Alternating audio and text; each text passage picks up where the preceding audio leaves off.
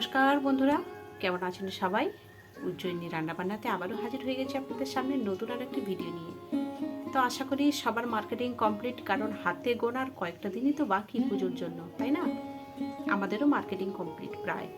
তো সত্যি কথা বলতে এবছরটা নেওয়ার ইচ্ছে ছিল না, জানি তো শুধু ছেলের জন্যই নেব, কিন্তু সবার জন্যই নিয়ে নিয়েছি। দেখুন, ছেলের দুটো টি শার্ট নিয়েছি, এই যে একটা, এই যে একটা, কেমন হয়েছে জানাবেন কিন্তু। আর প্যান্ট নিয়েছি, আর আমার নিজের জন্য নিয়েছি দুটো কুর্তা সেট, এই যে একটা আর একটা, এটা সাদার উপরে। তো বরবাবুর জন্য নেওয়া হয়েছে।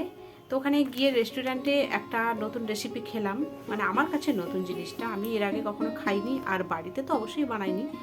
এই যে এটা আমার বরের জন্য।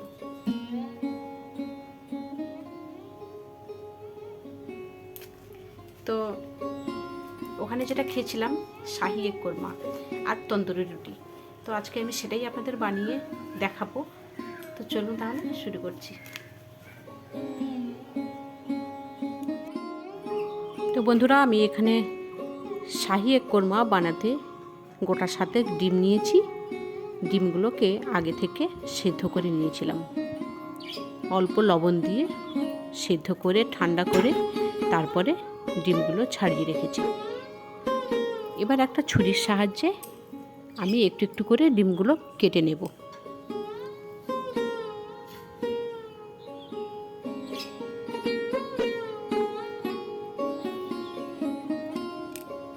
ঠিক এইভাবে প্রত্যেকটা ডিম আমি কেটে নিচ্ছি।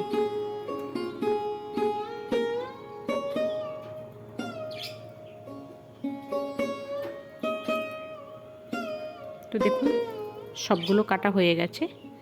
এবার এটাকে আমি সরিয়ে রেখে দিচ্ছি। এবার গ্যাসে একটা সসপ্যান দিলাম, তাতে ছোট এক বাটি জল দিয়ে জলটা গরম হতে দেব।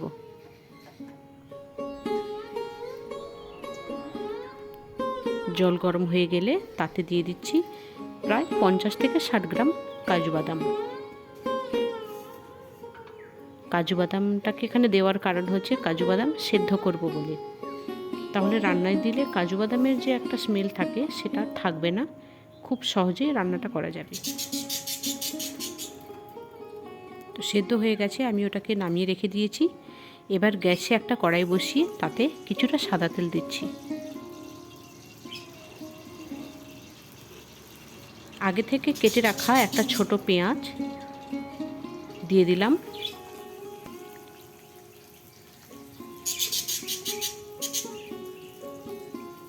এবার এই পেঁয়াজটাকে ভেজে বেরেস্তার আকারে নিয়ে আসবো। কোনো লবণ দেব না, লাল লাল করে ভেজে নেব।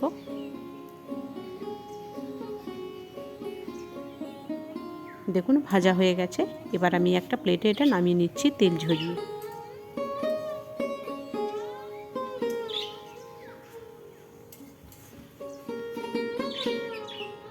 নামিয়ে নিয়েছি। এবার ওই কড়াইতে যেটুকু তেল ছিল সেই তেলেই দিয়ে দিচ্ছি আদা কুচি,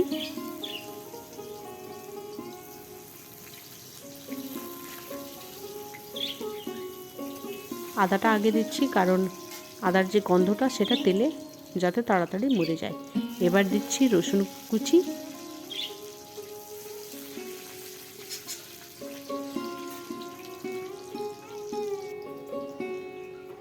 রসুনগুলো গোটা গোটা রেখেছি আর অল্প একটু করে চিড়ে দিয়েছি। এবার দিচ্ছি দুটো কাঁচা লঙ্কা কেটে নিয়েছি, সেটাই দিলাম। আর দিচ্ছি বড় বড় দুটো পেঁয়াজ, পেঁয়াজগুলোকে কিউব করে কেটেছি। এবার ভালোভাবে একটু নেড়ে দেব যাতে হালকা একটু ভাজা হয়ে যায়, আর মশলার যে কাঁচা গন্ধটা সেটাও থাকবে না। দেখুন ভাজা হয়ে গেছে, আমি নামিয়ে নিয়েছি। এবার এটা ঠান্ডা করে কাজু বাদাম দিয়ে একসঙ্গে পেস্ট করে নেব মিক্সিতে। পেস্ট করে নিয়েছি। এবার ওই কড়াইতে যে তেল ছিল আবারও খানিকটা তেল দিলাম। তেল গরম হয়ে গেছে, একটু জল ছিল তেলে, সেই জন্য এইভাবে ফুটছে।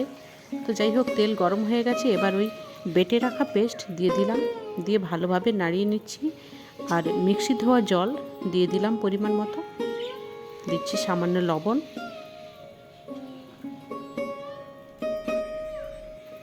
চিনি। এখানটা মিষ্টিটা একটু বেশি পরিমাণ লাগে, একটু মিষ্টি মিষ্টি লাগবে খেতে, আপনারা একটু চেক করে নেবেন রান্না করার সময়, নুন চিনিটা যাতে ঠিক থাকে।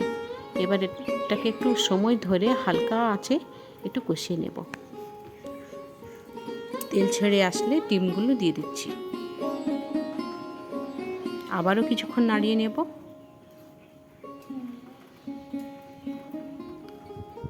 তো এইভাবে কিছুক্ষণ নাড়িয়ে নেওয়ার পরে পরিমাণ মতো জল দেব।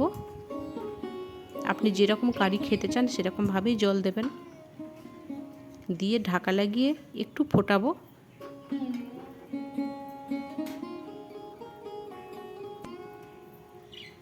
দেখুন তেল ছেড়ে এসেছে।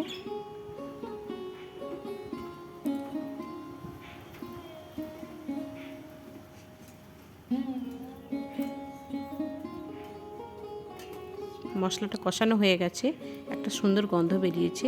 এবার দিয়ে দিচ্ছি পরিমাণ মতো জল। গ্রেভিটা যে যেরকম রাখবেন সেরকমভাবে জল দেবেন, আর নুন চিনির ব্যালেন্সটা একটু নিজেরা চেক করে দেখে নেবেন। তো বন্ধুরা, আজকের ভিডিওটা যদি ভালো লাগে অবশ্যই লাইক করবেন, আর আমার চ্যানেলে যদি প্রথম হয়ে থাকেন অবশ্যই সাবস্ক্রাইব করবেন নতুন নতুন ভিডিও পেতে এরকম। তো দেখুন এখানে আমি আগে থেকে একটু আতর আর গোলাপ জল মিক্সড করে রেখেছি, বিভিন্ন রান্নায় দেওয়া হয় বলে, সেই জন্য আলাদা করে আপনাদের দেখালাম না। সেখান থেকে খুব সামান্য পরিমাণ নিয়ে আমি দিয়ে দিলাম, যাতে এর একটা সুন্দর একটা গন্ধ আসে।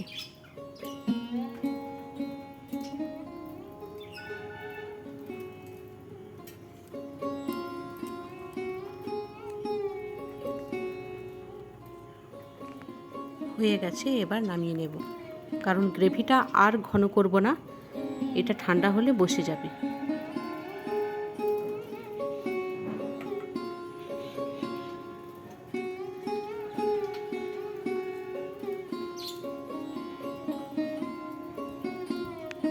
এবার ওপর থেকে বেরেস্তা দিয়ে দেব, মানে যেটা পেঁয়াজ ভেজে রেখেছিলাম আগে থেকে সেটা দিয়ে দিচ্ছি ছড়িয়ে। বন্ধুরা, এটা রুটির সঙ্গে কিংবা পরোটার সঙ্গে দারুণ লাগে খেতে, একবার বানিয়ে দেখবেন বাড়িতে। আজকে এখানে শেষ করছি, দেখা হচ্ছে পরের ভিডিওতে। ভালো থাকবেন, ধন্যবাদ।